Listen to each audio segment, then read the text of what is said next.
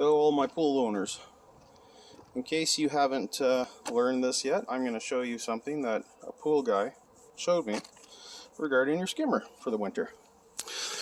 Rather than putting in the old gizmo, which is about 20 bucks a pop, this is what you fill it with.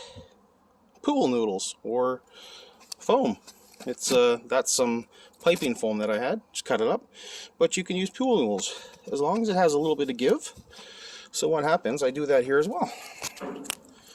I do it here as well.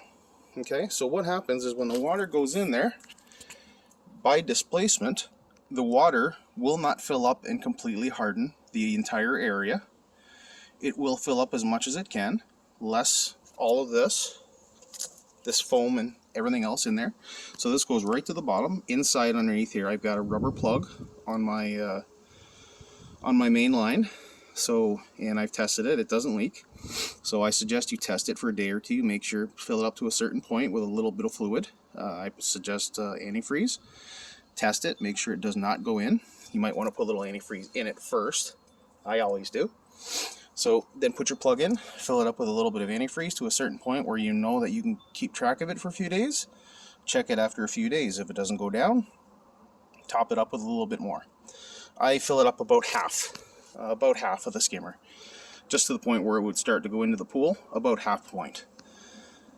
So anyway, during the winter, the water will fill in, less this stuff, less the space that this requires. So what happens is as it expands with the freezing, it'll just push up against that and it'll eventually stop. So it won't compress against the walls and crack your skimmer. Essentially is what the gizmo does, same idea. But I stuff mine full of pool noodles. Been doing this for years. No issues whatsoever. None. This was recommended by a pool guy. He said rather than buying a gizmo, I just usually stuff him full of pool noodles in his pool. And it works great. So just a little tip.